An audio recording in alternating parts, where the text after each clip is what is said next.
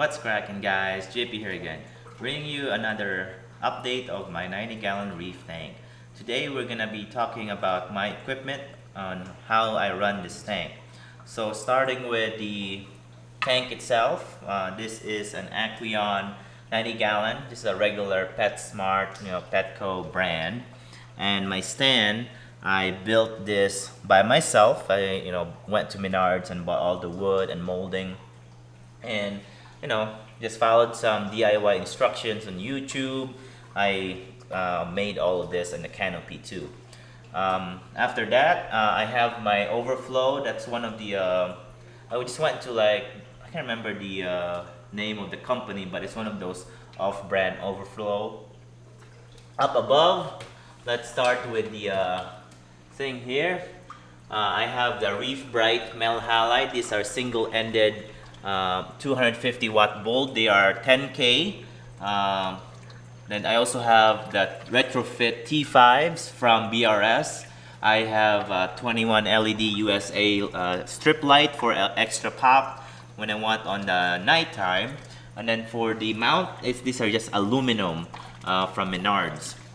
And I also have some fans on the canopy to help circulate some air. There's computer fans over there on the wood. So yeah. Alright, let's close this. Super bright.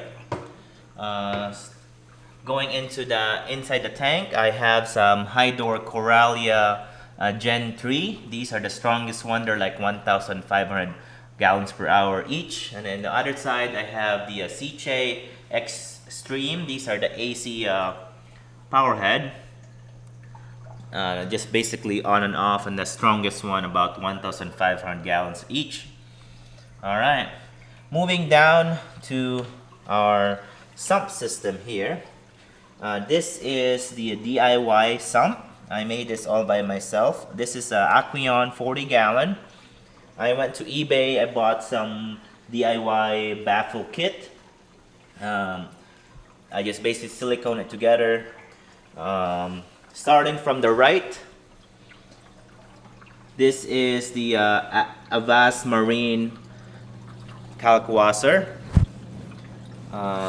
Here's my little filtration chamber. That's just basically rocks and some cool, what is it called? The old filter, so to kind of silence the noise coming in. Alright. On to the left here, I have my Bubble Magus Curve 7 skimmer. This is the protein skimmer. It's just all AC. Onto here, this is my DIY Refugium. It's got this fan to help get some heat out, and this is actually like Canagrow. So you can see it's a Canagrow LED, and it's got Chaeto in it, and this is just a trash can. As you can see, this is a trash can. Drilled some holes in the back, made some DIY overflow with some piping. Alright, close that. Right here, I got my dosing tubing. I got my temp probe over here. I have my ATO. This is my ATO. This is the Avast Marine ATO. And then for the return pump, this is the Seche ADV number 7, I believe, and this is the AC pump. And then I have a automatic food feeder there. That's the Eheim feeder. So yeah, pretty simple. All AC pumps, no DC. You can see down here all the plumbing. The plumbing is I made all by myself. These are all flex PVC. As you can see, it goes down. I have a gate valve right here to adjust the flow, and I have a bunch of manifold system here to connect everything. So the idea is, this is the main flow. This is getting all the pump water, and this is the second emergency drain to kind of silence the main flow. Way over in the other side, here's the emergency drain right there, and then this is the return pump. The crazy thing is I kind of tied my return pump and the secondary drain right here with valve, ball valves. So in case if I want to clean it someday, this will cycle through and I'll have a filter sock, and I can just turn this on and it will basically just cycle one in the sump and get everything cleaned out. But so far I have not used this as much because I would rather just get a bucket, have a pump, then use that onto the bucket, and because sometimes our filter sock is not very fine and it gets let too much debris, like this brown gunk get not filtered through. So I would rather just use manually. All right. Right over here, this is the electrical section cabinet that I made. I don't have any fancy controller. It's basically just all plugins, some DIY stuff, and timers. So we'll get closer over here. So inside here, here's my temperature controller. It's the Amazon Baylight controller. This is the skimmer controller over here. This is just a DIY box that I made. I made a video about it a long time ago. On two right here are the BRS doser for my alkalinity and calcium. And then here's my pump here for the airline tubing inside the tank. All these strips are basically, here's my lighting, then there's my whole line of power strips. Now this is, most of these are on its own circuit. So I hired an electrician and have them put an extra circuit so that, I think it's a 20 amp or 15 amp circuit, so that I don't overload the basement lighting or electrical circuit. So yeah.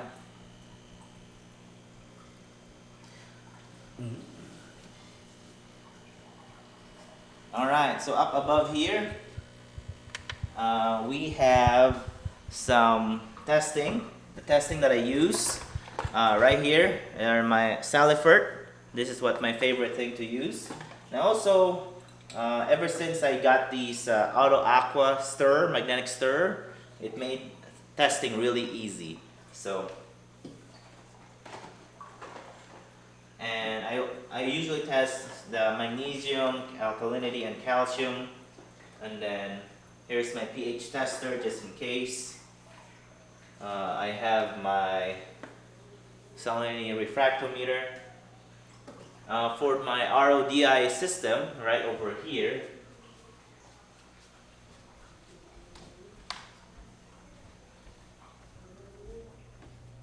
so this is the RODI system. This is BRS 4-stage usually, but now it's more 1, 2, 3, 4, 5, 6, 7 stage basically. And I have a booster pump because the pressure on the house is about 45 and I want it to be like about, what is it, about 70. So I had the booster pump. I actually just ran this, just finished filling it up. So it would go, this is the restroom in the front, and then I found a little hole where the bathroom piping is, and I was able to connect it through. So it go here, then to the sediment, carbon, and goes to this two membrane, and it goes to this DI resin. And then the blue line goes to this bucket. I have a float valve, always have a float valve, because you never know when could overflow, it will fill up. And this is my salt bucket. There's nothing in here right now. This is where I will mix. I use a regular pump. This is just an eBay pump to pump water in there. And then these two are just extra salt that I already have, like if I do a water change, and I might reuse it for like quarantine, then it's still good. Then it's not wasted salt, because I know that as long as you know your display tank is clean, then you can reuse your salt for quarantine in the future. Because I usually do tank transfer quarantine, and that takes about 5 to 10 gallons each, 3 days or so. So it goes really quick once you get a new fish. So once we get back here,